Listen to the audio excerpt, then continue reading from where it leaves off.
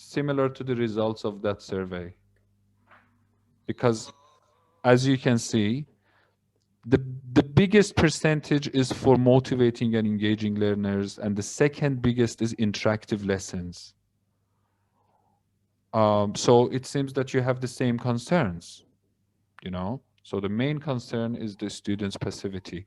So for today's webinar, I'm going to share some tips on how to engage your students, and you will kindly respond to me by giving a score out of 100 for the effectiveness of each tip in the chat box, please.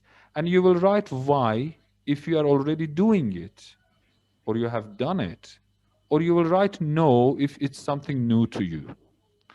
And and you can guess how embarrassed I will feel if all of you write why for all of the slides. It means that you have done all of them, and there's been nothing new in my presentation for you. Let's hope that I get more ins than whys. Okay.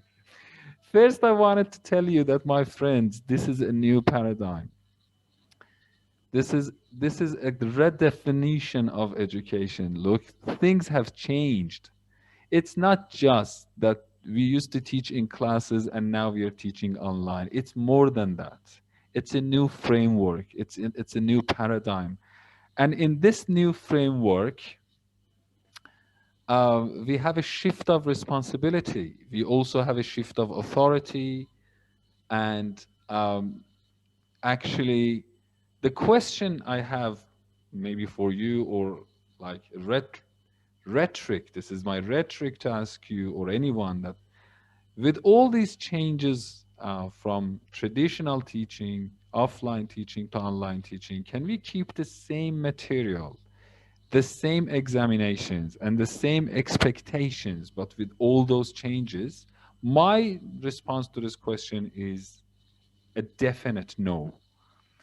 You can't have the same exams and expectations as before and get the students to act differently. Um, so lots of other things should change as well. So for example, I've just some notes here. Like, there have been some changes, drastic changes after the outbreak of COVID-19. Some of them are negative, some of them are positive. Let me give you the positive side. The positive side, believe it or not, there is less responsibility for teachers. In online education, my friends, the students are more in center of decision making and responsibility. So it's mostly for the students to go after knowledge. And like it or don't, this is mostly about a new order. So maybe a new order is on the way. There is some chaos these days. We can feel the chaos. It's kind of chaotic, but maybe there is some new order on the way, and it's more about liberal and democratic education. I'm not sure how much you have heard of liberal or democratic education, but in democratic education, my friends, you do not even take attendance of the participants. So for the teacher, it's not that important who is in the class, who is not. They don't even take the roll, they don't even call the names. I'm delivering my lessons. If you wish, you will attend the class. If you don't, you won't. So this is liberal education. And according to some scholars in the world, um, the ultimate destination of education is going to be something like this. So we shouldn't really make a big fuss about this in some cases, because it's all a new order. Okay, so flipped class, maybe we should think of flipped classes. And I believe that most of you know about flipped classes, but maybe just for the sake of making sure, I will tell you. If in a flipped class, students study before they attend the class. So in ordinary normal classes, you teach and then students study. But if you reverse it, it is a flipped class. And I'm not sure how many of you have tried it already, but try it. Sometimes it really works.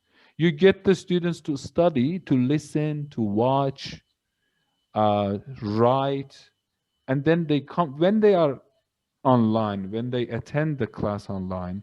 What you do, you pay more attention to the creative part of the lesson, not to teaching only. You get your students to create something, to produce something. And for some of you who are more academically oriented, you know that this is in line with Bloom's taxonomy, you know, when you get your students to create, because you know that they have studied before. And now it's time to create, it's time to talk, it's time to discuss. Okay, let me see if we've got something in the chat box. Yeah, Ahmed Hoca has a lot to What say we've been about this doing for topic. some time, flip class. Ahmed, you Yeah, can talk. Do you want to talk now, Ahmed? sure, why not? Please go When ahead. you just said, the flipped class, so we actually just, take it so seriously because each week, thanks to our coordinators' help, I mean, we just put the videos of the content for the next weeks so that students can just get engaged. I mean, with some research questions in it, embedded in it. So they just come prepared for the lessons, online lessons. Exactly. Yeah, And it's thank quite you. effective. It's quite effective. It is. Thank you so much. So just like I said before, please, after each slide, write very briefly in the chat box, how much do you think this is effective for your class out of 100? And also write Y or N. Yes, you are familiar and you're already doing this. N, you are not doing it and it's something new to you. Please. So I'm just waiting for your responses in the chat box, please.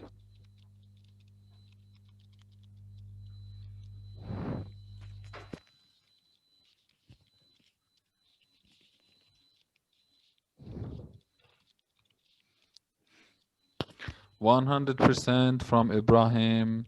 Quite effective. Why? Yes. Bilgi, thank you, Bilgi. You're doing that. Bilge. Rabia, very familiar, especially with integrated skills. Great, Rabia. Um, I think it would be nice if I asked you what nationalities you are. Zakaria, are all our friends today from Turkey, or we also have other? Ibrahim, where are you? Ibrahim, your microphone is off. Yeah. No, Ojam, I'm from Turkey, but we have other teachers from Can you other tell me nationalities. who other people are from, if you know? Of course, Mohammed Hoja is from Egypt, Okay. and Mohammed Anna Hoja from is from Greece. Anna from Greece, Mohammed from Egypt. Beautiful. We have a multinational webinar today. Okay. Kubran says nearly 100%. Beautiful. Farhat, he agrees. Perfect. Mohammed, yeah, everyone. Farhat, so 80%. Thank you. Okay, let's move to the next slide. Can you guess the title of this slide? I think it's revealing already, but yeah, the title of this slide is feedback, giving feedback to students. So regarding how much feedback we give our students, sometimes we are a bit more generous with this. Sometimes we have the habit of giving feedback. Sometimes it's not part of our professional, habits. But my friends, something which can really engage the students is giving them individualized feedback, one-on-one feedback. Like, imagine after our webinar today, I just wanted to talk to each of you for 2 minutes. And imagine I wanted to give each of you a very short feedback. I think that would make it even more interesting to you that, yeah, someone is going to talk to us and tell us about our performance, about our contributions and everything, because attention really works. So listen to my golden sentence, and the sentence is mine. If you would like to receive attention from your students, give them attention. Okay?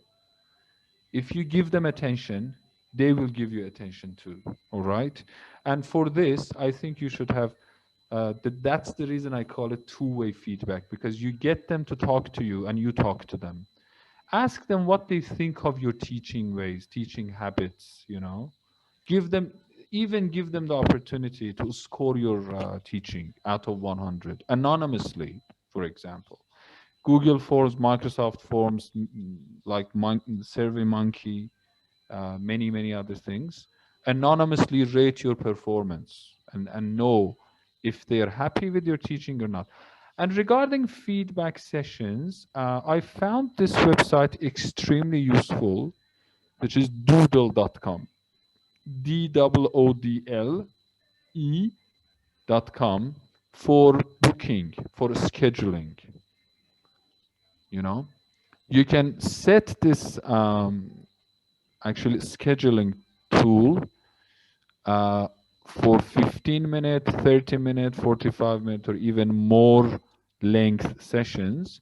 And then you provide the students with the link. First come, first served. They will come and book the slot which works best for them to meet you. As you can see here in this one, which I created for my students, you can see like the first one is Sherzi, the second one is Marisa, the third one is Puriya, and like that. You can do the same with your students, and it's on Doodle. There are lots of them. There are like more than 10 of them, but I found Doodle quite interesting. Unfortunately, however, I should tell you that it seems that you have to pay. I mean, it's not all free. I was, yeah, I was using the trial one. What do you think this? Okay, sorry.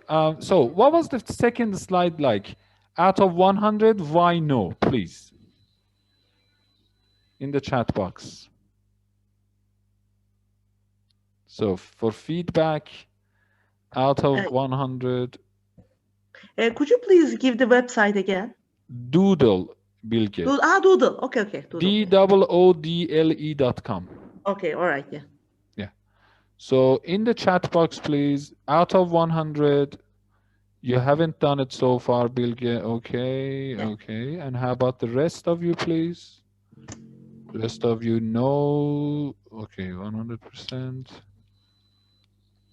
No. Farhad says no. Ibrahim says no. Okay, great. Okay, yeah, no. Okay, yeah.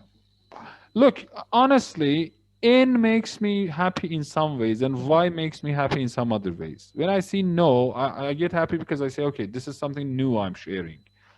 When I see Y, then again, I get happy because I know that you've been giving feedback to your students. But yeah, either way, it makes me happy. Okay, let's go to the next slide. This one is all about setting rules. You know, setting rules. So, especially with teachers with little experience, when they start the course, they rush into the body of teaching and, I don't know, tests, delivering the lessons. But my friends, setting rules in the first 1 or 2 sessions, I can say will be even more important than teaching itself. Spend some time for setting rules, my friends. And when you are setting rules, do it with your students. Allocate a session for collaboratively setting rules. So you get together with you can share a Google Doc with your students and say, let's write down some rules. And for these rules, like depending on your class, depending on the age of your students, depending on many other factors, you can have different rules about being punctual, about being absent, about even dress code. Even dress code.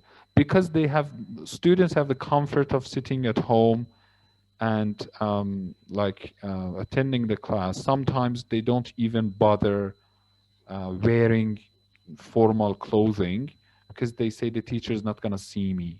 But when you are setting the rules, please tell them that the dress code works exactly like traditional offline classes, because they are going to have their cameras on, and sometimes you will record the sessions, and they never want this recorded session to go out with them not dressed properly. So this is something that you can emphasize. And when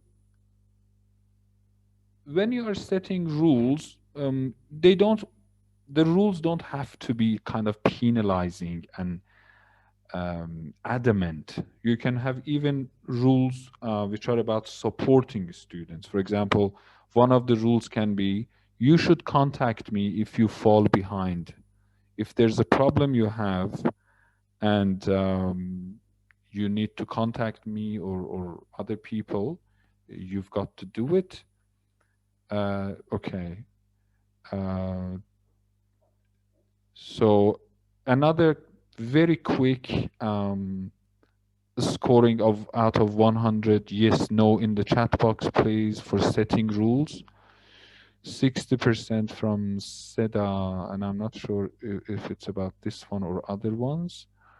Okay, totally agree. For this one, hocam, actually. Yeah, for this one, yeah. 100% Bushra, yes, 90%, 80%. Rabia, 99%, I love it. But mostly it's a why, so let's jump to the next slide because most of you have put why. So you have rules for your students, you have collaboratively written 99.1 from Kubra. Perfect. This one is a sense of belonging. So what has happened with online classes? One of the big changes is that students used to sit together. They used to sometimes even travel to school together, go home together. This is not happening now. So sometimes they have lost that sense of community and that sense of belonging. Sometimes they feel that they are kind of isolated. They don't belong to the same community. What to do? There are some ways, and I'm sure that you can suggest some more. Look at this photo, please. What is it? I mean, what's happening there? Same color of clothes or the same brand? They are having some kind of celebration or something. It could be, Muhammad. They could have some celebration, but or maybe mark like end of term farewell party. It could be, but just like I think Ibrahim said, most of them are in red, except 2 or 3 of them, and even some of them have the same like logo on their shirts with the same color. I think what they have wanted to do is to come together as part of a team or crew or something. So depending again on the age of your students, on some other factors like the cultural background of the students, they have a uniform or whatever, you can get your students to put on certain clothing, certain colors to increase that sense of belonging. And something else to increase and to maximize that sense of belonging is I'm not sure how much it works in your context, but is it possible to score them collectively as a team? To tell them, for example, you will be divided into groups of 4, and your final score will be based on your teamwork, not individual work. So you have to work collaboratively. You will contact each other, you will have meetings, and you will prepare something to present to me or to the class. And for that, you're going to get a score, a final overall score. And that could, I think that could also increase that sense of belonging and that sense of community. And in some classes, in some context, what they do, they have student coaching or student coaches or mentors. That can also increase the sense of belonging, especially with English learning classes and English teaching classes. Scaffolding or ZDP, ZPD, sorry, Zone of Proximal Development from Vygotsky, exactly. So in line with that, you can ask more, for example, intelligent students or higher in terms of language proficiency to help the lower ones. And this way they can also have a better sense of community. Next one, look at this one. Write the first word that comes to your mind when you see this photo in the chat box. Please. Black mirror. Handshake, unity, find the common point. Agreement. Touching the life of students. Beautiful. Understanding. Excellent. Connecting. Great. Thank you, everyone. Knowing and meeting each other. Artificial intelligence, Mohammed. Thank you very much. Beautiful. All the answers are related. You could pay more attention to the hand which is coming out of the window of a computer, you know. I mean, big interactivity. Thank you. We could give this one the title of personalizing and humanizing online teaching. Again, one major difference between online teaching and the old traditional offline teaching is that in offline and traditional teaching, sometimes you patted your students on their shoulders. Sometimes you even shook hands with your students, you know, depending on the culture and stuff. You have face-to-face communication with your students. Which is especially effective for making bonds. But in online education, this is lacking. Try to bring as much of personalizing and humanizing into your online teaching with your personal photos and videos and the students' personal videos and photos. According to a research, students all over the world are most interested in videos made by teachers themselves, not commercially like made videos. So Bilge, Ferhat, Zakaria, all my friends today, if you can make some very short videos of yourselves to share with your students on what you are teaching, this could definitely increase students' engagement. For example, in one of my classes, I showed my students this photo and I asked them, who do you think that lady is next to me? Guess who she is. And I was teaching might be, must be, should be, can be, you know, probably, perhaps. I wanted my students to use these words. Some of them went, she might be your mother. Some of them went, she must be your wife. Some of them said, she should be your sister, you know. And then I gave them clues. After giving them clues, I said, now continue your sentences with can't.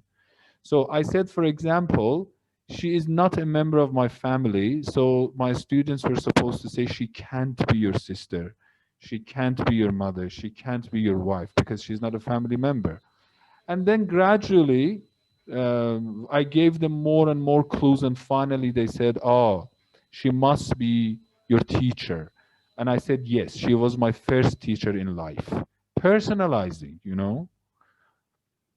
And then from there, I mean, after sharing this photo, I gave them some minutes to ask me personal questions about this photo. So obviously, one of the questions they asked was, where did you have this photo taken? And how did you meet your teacher there? And all these kind of questions. And also this one, and some of you might know these people, my friends. I intentionally put this photo here today because you are in language teaching business. And I think that you know some of these people. Of course, I'm there, down there laughing. The top bottom the bottom right hand picture is mine, smiling. I was so happy because I had the honor of meeting 4 of the biggest names in language teaching and linguistics in the world on a Skype meeting that I was hosting earlier this year. Can you know any of them? Do you know any of them? Can you identify any of them? Farhat, who? Stefan Krashen, one of them? Stefan Krashen, exactly. Next to me, wearing glasses, is Yeah. Stefan Krashen. Yes. Who Skype else? logo. Who else can you identify? I don't remember their names. But I had webinars from this guy, the guy with glasses on the left top. Yeah, Jeff McQuillan. He's Yes, Jeff McQuillan. McQuillan, Professor Krashen's student at Southern California University. But the biggest one, the biggest linguist ever, the father of modern linguistics in the world is Chomsky. Chomsky. Chomsky. Chomsky on top. Yeah. Yeah, on top. Yeah, yeah. And he has promised to give us another short webinar in the next few months. So you see, personalizing and humanizing does work. Next one, give your students team projects. I mean, again, depending on your students' ages and other things. To team project. Something I forgot to share with you with the last one, with personalizing and humanizing. If possible, link something that students love to your teaching. I mean, you can further talk to your students to see what their special interests are about music, about sports, and perhaps you can get your students to present on a famous footballer, for example, the best footballer in the history of Turkey, the best footballer in the history of Egypt. Mohammed, the best footballer in the history of Egypt is Mohammed Salah. Am I right? Yes, you're absolutely right. Okay, Mohammed Salah. And it was his brother's wedding party, right? Some weeks ago or something? Yeah, he was going on a national team camp preparation for Yeah. some national match, and yeah, he went to his brother's wedding. Of course, yeah. He's really terrific. He's a very, very nice player. And Yeah, definitely. you can also ask your students to talk about Turkey's best footballers and musicians and singers. Link your teaching to something that they love. And I'm sure they are not going to miss any of your sessions. Of course, they love something, you know, they like cooking, they like football, they like, I don't know, other sports, cars. Find that one thing that they love and somehow link it to your teaching. Okay, next thing, let's be a little bit quicker. I'm aware of time. We've got almost 15 minutes, so give them team projects. This one, I'm not going to play all of it. It's too much already, but if you can, and I think I haven't even shared the sound with you, and I'm sure that you can't even hear the sound. Zakaria, am I right? You can't hear the sound of this video, can you? No, we can't. A little bit. No, a bit. Yeah. Yeah, actually, it's no problem, because what I wanted to show you is that in Iran, where I am from, we got some students, about 10 students, to work on a project, the title of which is "What Does the World Think About Iran?" And 10 students, about 10 students, I believe, made this wonderful video, which then we shared with a theater company in Ireland, which works specifically on theater in education. So please give some similar project to your students to work on. Okay. So for I'm sure Ahmed Hoca has a lot about this as well. Ahmed, why Zakaria? Ahmed is interested in teamwork, team projects. He is our vice director responsible for academic issues. Also, he's the coordinator of integrated skills. Oh, great, great. Yeah. Ahmed, did you want to say anything about this one today? It has already been said by you Okay. two.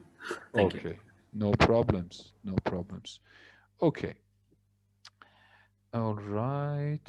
So what I'm gonna do, I'm going to open. For some reasons, you know, sometimes technology fails us. So this is one of those moments. So far I have talked about new paradigms. We should believe in new paradigms and we should communicate this one to our students.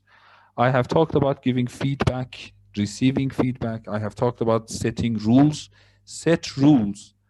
I have also talked about creating sense of community and belonging. Personalizing and humanizing was the fifth one. Number six was team projects. Make use of team projects as much as you can. Okay.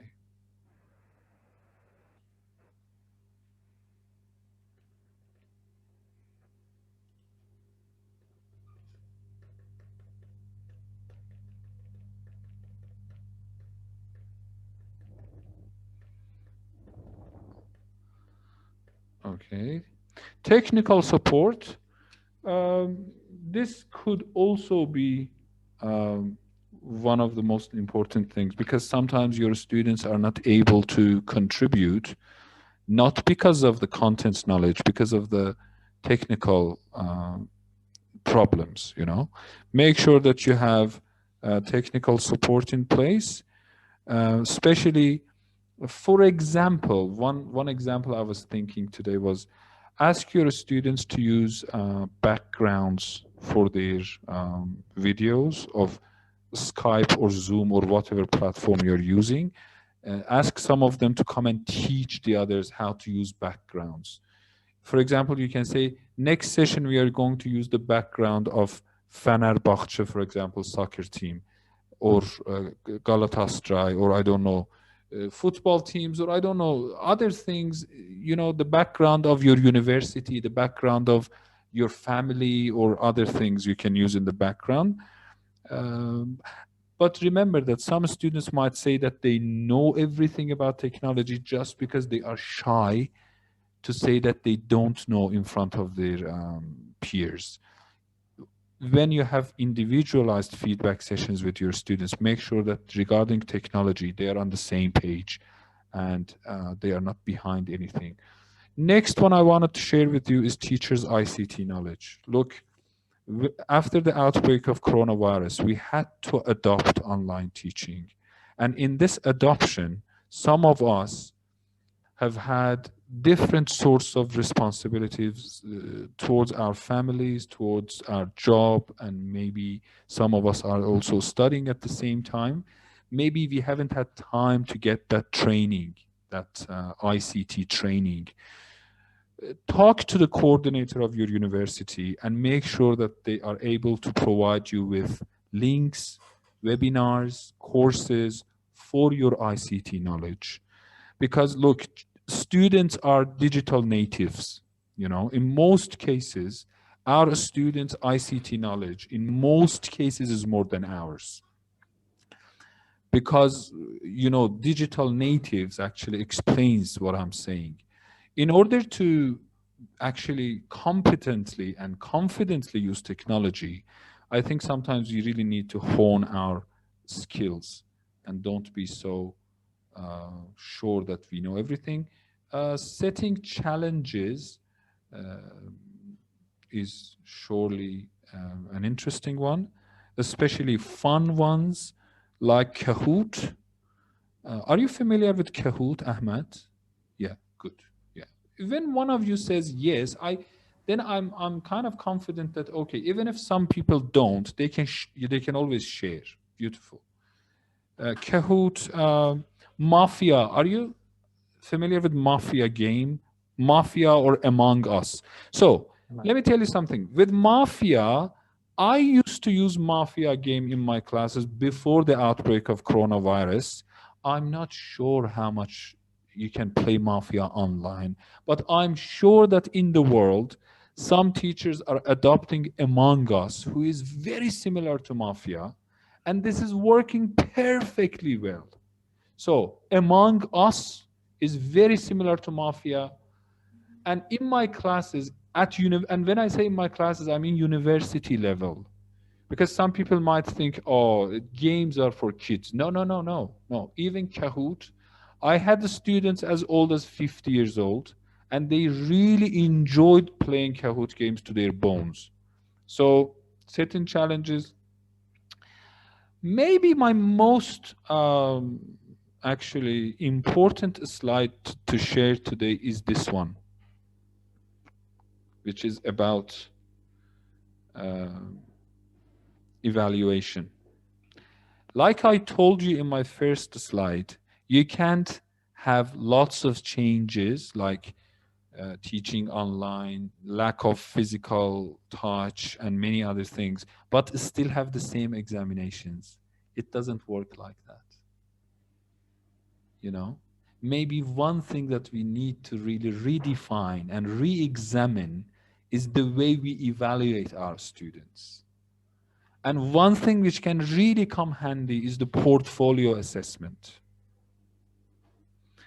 It might work in your classes if you, for example, tell your students that your overall score is going to be calculated based on your sessional score.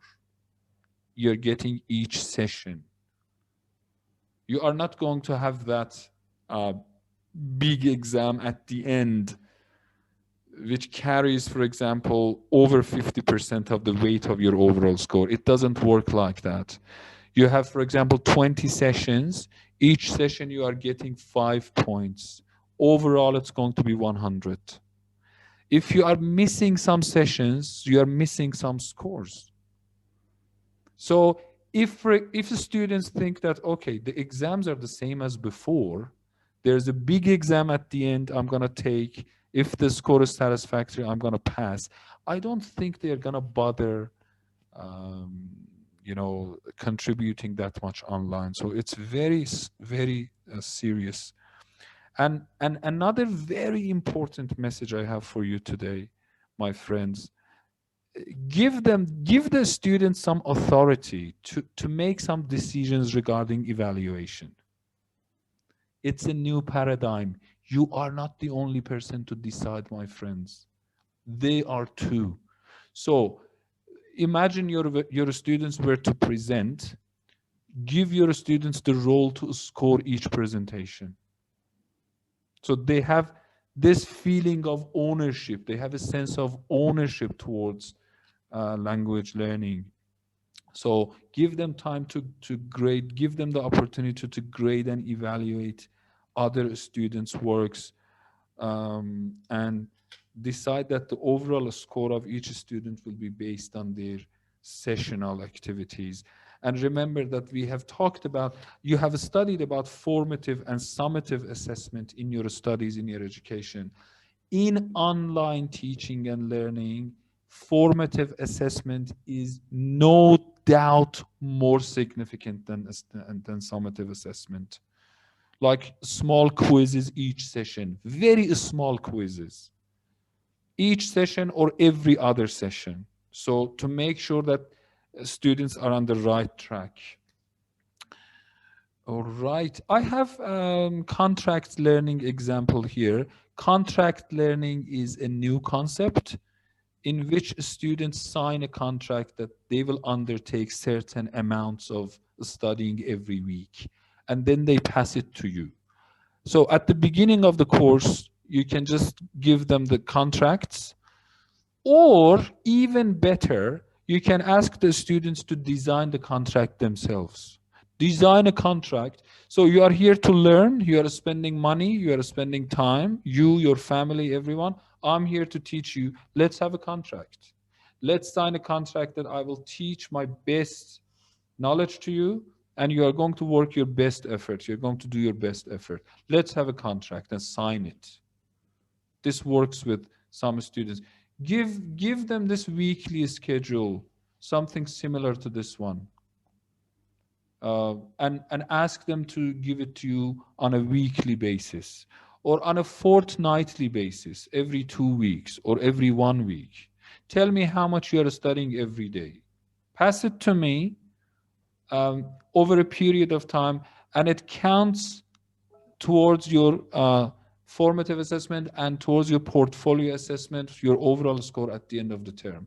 And this one, needless to say, and not very common in online classes, but I don't see why we shouldn't do some stretching and some exercises throughout the class. You know, sometimes you can just get your students to do some, you know, stretching, some exercises, which always helps. Even in offline traditional classes, this can definitely help. My last slide is not a new one, really. I think I already talked about this one. Get your students to present. I think in line with that new paradigm that I talked about, students have a much more effective role in learning. And I don't think that there is any better way of learning than teaching. Me as a teacher, I started to learn English when I started teaching. Before teaching, my English knowledge was zero or near zero, not zero, but very low. I started learning real English after teaching. Why don't you give your students this opportunity? Get them to present, get them to teach. I have 2 more slides I'm not going to read or talk about. I'm just going to show them to you to very quickly read these items for yourselves.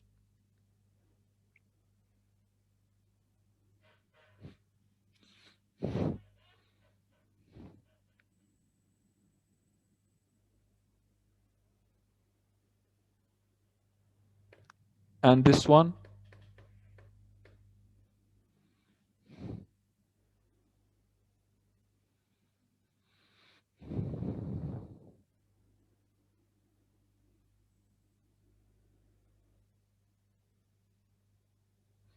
This slide actually brings my presentation to the end.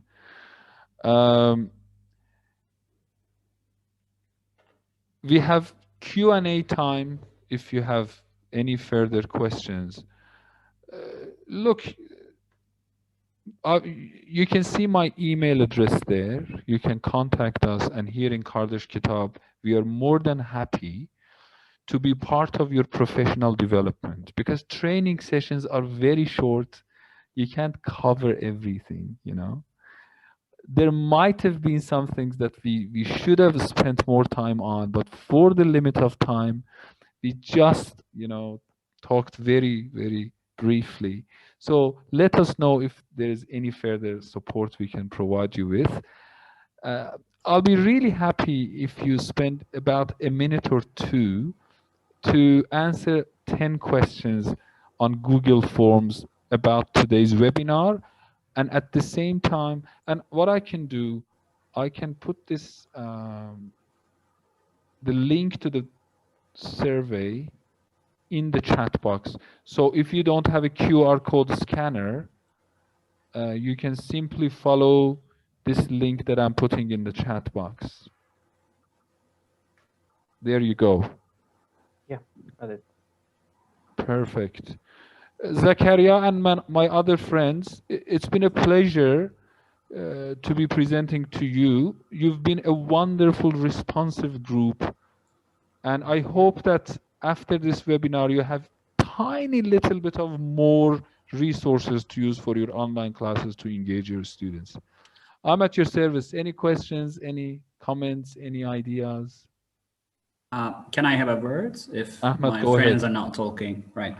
So it's really nice to meet you. I mean, it is also nice to, I mean, for us to have already done maybe kind of at least 50% or 60% of what you have already mentioned. But of course, the other 40% or whatever, I'm very bad at. I mean, mathematics, just forgive me for this. This is actually, I mean, whatever we have missed, okay? I mean, the other part will definitely contribute a lot. So I think they are quite practical tips for us. I don't know what my friends think of that. So I'm really, really grateful for your nice presentation. Thank you very much for your very nice comments. You know, like I said at the beginning, I'm sure that the collective knowledge of you guys is huge. I mean, sometimes what I think is that you don't even need to invite someone to present to you. When you get together and discuss things and you construct knowledge, that is precious when you exchange your ideas. And it's a pity that we didn't have time today for each of you to tell us what certain ways you guys utilize to engage your students. I'm sure that you guys have your own ways, Ahmad, Zakaria, Ibrahim, Gülsema, Rabia, Kubra, Simge, Seda, Anna, all of you. I'm sure that all of you have your own ways. Bushra, I am absolutely confident. And Muhammad, I think left, or Ibrahim or someone. I think someone. No, I'm here. Muhammad is also, oh, Muhammad is there. Yeah. Yeah, I'm here. Yeah, I'm sure that each of you, you have your own ways that you could share with us today. And I'm absolutely confident that Zakaria and the other people have, they have or they will share a Google Doc for you guys, with you guys, that you can put your ideas on and you can create knowledge collectively. This has been a pleasure to present to you guys. Hope to see you in the future. Stay healthy, stay safe, stay happy with your loved ones, and hope to see you again. Thank you very Thank much you. for your time. Thank you very much. Thank you. It's been a How pleasure. Thank you. Thanks a lot. Hodafes, you say, right? Hodafes. Yeah. Am I right? Yes, I stayed I stayed Yes, almost 2 Bilge. years in Iran, so Oh, great. Hali shoma hube. Teşekkür. That's Teşekkür. perfect. So I could present in Farsi. No, I don't know, but just a few words, yeah. Okay. Bilge Hocam, you Thank are you. always, I mean, just making us surprised, Bilge Hocam. Okay. You did, Thank you. you did. Thank you Yeah, so it was much. very helpful. Thank you very Thank much. you, Bilge. Thank you so much for Thank you very having much me. for everybody. Enjoy the rest of your days, everyone, and hope to see you again soon. Bye. Goodbye. Thank you Thank very you. much. Bye. Bye. Bye.